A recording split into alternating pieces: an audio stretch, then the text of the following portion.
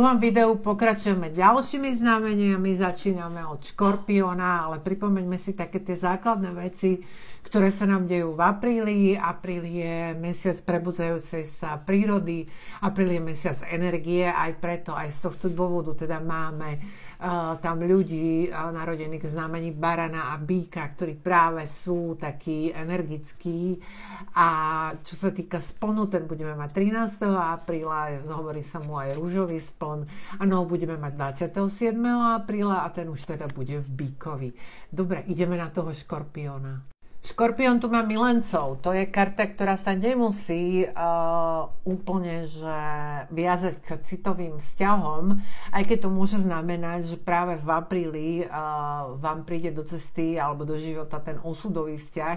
Milenci sú vo všeobecnosti rozhodovanie. Ono sa hovorí, že je to rozhodovanie sa medzi rozumom a srdcom, ale môže to byť aj rozhodovanie sa medzi dvoma prácami alebo medzi dvoma možnosťami. A hovorí vám, že ten výber pre vás je teda veľmi dôležitý a bude veľmi priaznivý, pokiaľ sa budete rozhodovať intuíciou. Čiže použijete intuíciu na to, aby ste urobili to správne rozhodnutie. Milenci tiež môžu naznačovať nejaké spojenie. Spojenie dvoch ľudí, dvoch firiem, fúzie, čokoľvek, hej, že v podstate bude to mať úspech.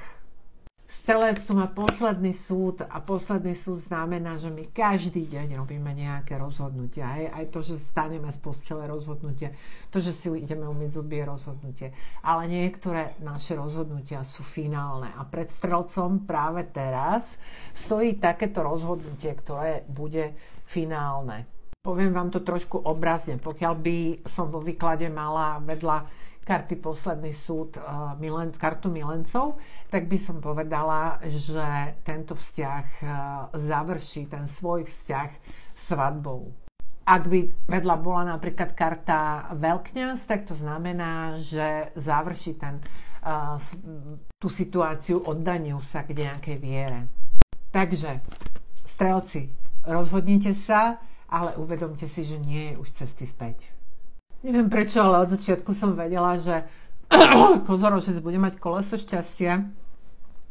A koleso šťastia znamená takéto uvedomenie si, že dobré časy sa striedajú s tými horšími časmi a že to je proste taký ten kolobek života, akože je deň, tma, dobro, zlo. A všetko toto vlastne vytvára nejaký taký celok. Že my sa musíme držať takých tých svojich cieľov, svojich plánov bez ohľadu na to, čo nám vesmír alebo život do života prinesie. Táto karta tiež naznačuje veci, ktoré nie sú úplne pod našou kontrolou a vo väčšine prípadov to znamená nejakú takú šťastnú náhodu, kedy nám do života príde človek, vďaka ktorému sa tá naša cesta posunie smerom k pozitívnym výsledkom. Tak či tak, my nikdy nevieme, kedy sa na tej ceste nejaká udalosť otočí. V každom prípade ju musíme vedieť prijať a uvedomiť si, že každá zmena okolností vedie k ďalšiemu rastu. Vodnár tu má väžu, neviem, či náhodou nemal aj minulý mesiac veľmi podobnú kartu.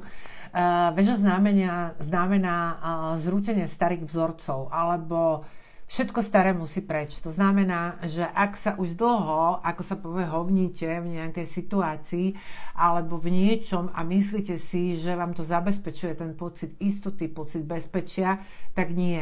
Všetko sa zrúti a jednoducho proste všetko sa bude budovať na novo.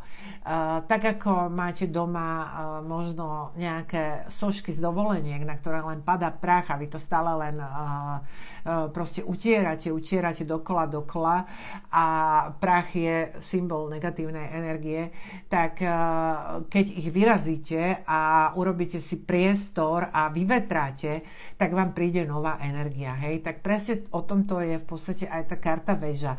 Je to taká karta, kedy veľmi transformačná karta, kedy vlastne vy počas toho, ako sa to bude diať, môžete cítiť krivdu, nejakú beznádej, frustráciu, niečo, ale so vstupom času si uvedomíte, že práve presne toto ste potrebovali. Že ste potrebovali taký ten peeling, hej, že proste potrebovali ste zoškrabať všetko to staré, aby mohlo prísť niečo nové. No a ryby sa vydajú na novú cestu, je tu blázon, ktorý v podstate naznačuje nové dobrodružstva, novú cestu, nové ciele. Vy ste pravdepodobne v niektoré veci prišli na koniec a teraz potrebujete si stanoviť nejakú novú cestu. Vy sa tešíte, ste plní očakávaní, vôbec neviete, čo vás na tej ceste čaká. A tak je to dobré, pretože v apríli vás čaká vstup na novú cestu a kopec dobrodružstiev.